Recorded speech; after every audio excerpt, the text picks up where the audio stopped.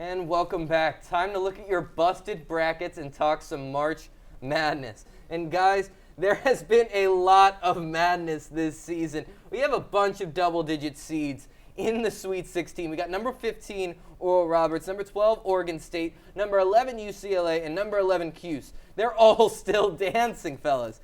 Guys, out of these remaining double-digit seeds, who has the best shot of making it past the Sweet 16, past the Elite Eight, and into the Final Four?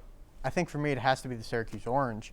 I think they're the team most poised to get to the Final Four out of those four teams you mentioned. After eking out a win over West Virginia, their Sweet 16 matchup is against the second-seeded Houston, who just narrowly escaped being upset by Rutgers. I think if the Orange can take advantage of the weaknesses Houston showed in that game, then they'll move on to face either the 8th-seeded Ramblers of Loyola Chicago or fellow Cinderella team Oregon State. With veteran head coach Jim Boeheim at the helm, I think there's a good chance that Syracuse can get there. Well, for me, fellas, it's got to be Houston. Houston is a great long perimeter, physical-based defensive team. You know, they held Tennessee to 5 of 26 from the three-point line. When they took on Oklahoma State, they out-rebounded them 52-32 on the boards, a major difference. And they were able to hold Cade Cunningham in check. You know, in the next few rounds, there's a potential there that they could face Houston. Houston's kind of only, their offense runs through Quentin Grimes, similar to how Oklahoma State's offense runs through Cade Cunningham. Quentin Grimes not as good as a player as Cade Cunningham, so it shouldn't be too much of a problem for this tough Oregon State team. And we are talking about Oregon State here, but let's talk a little bit about Gonzaga, the number 1 seed, still on a quest for a perfect season. What's the biggest obstacle for them moving forward? Is it number 5, Creighton?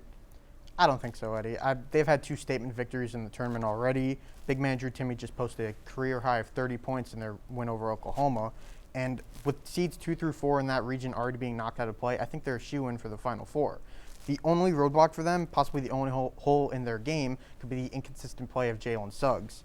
He shot 2 of 8 from the field and 0 for 3 on three-pointers in their first-round win over Norfolk State, and he shot just 1 for 6 on three-pointers in the second round. So if he can return to form that he was around mid-season, I think they could be virtually impossible to beat.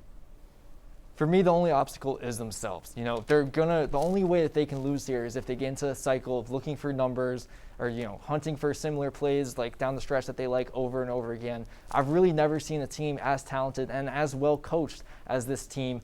You know, offensively, they run their pick and rolls. They can always find guys, shooters open in the corner. If, you know, defenses hone in on those shooters, and there's always a guy on the low post to drop it off to. So I really think this is a well-rounded Gonzaga team, and the only way that they can lose here is if they get in their own head. And another team that we haven't even mentioned at all, it has got to be the Oregon Ducks. I mean, they topped number 2 Iowa and Luka Garza. They put up 95 in that second round. They're taking on the Trojans of USC. They're underdogs here, but are they? Well, I mean, I do think the matchup favors USC currently, but they're facing Gonzaga in the next round either way. That's fair. I think it's USC all the way. I think USC has a bunch of height and a bunch of strength, and I think they're a really strong potential Final Four team here with the Mobley brothers and others. It's going to be really tough for Oregon to find the capability to stop them down low.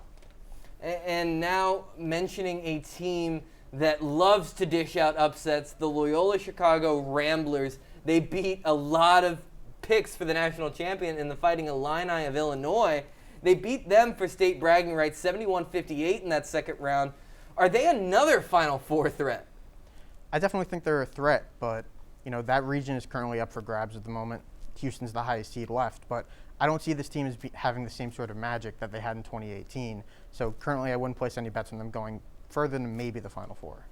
I don't really see that either. I think they probably would have lost to Georgia Tech if Moses Wright had played. I don't think they have enough shot creators to try to have that type of run. And, you know, athletically, they're not quite there either. So you kind of want to have either the athleticism or the shot creators. Loyola has neither, so I don't think they can quite make it that far. And Blake, you were actually in that 0.042% of people who predicted Oral Roberts over Ohio State in that first round. How did you do it? I have to know.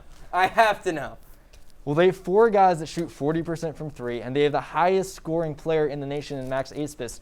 The pick and rolls that they run up high, they get the switches that they want. Airspeed is matched on the big man, and he can blow by him all day. When the defense collapses, you're going to pass it out, and you're going to hit one of those 40% shooters from three. So it's really pick your poison. East Fitz is going to finish, or they're going to knock a three down. They played great in their non-conference schedule against those tougher teams. So for me, it was kind of easy to see this one coming.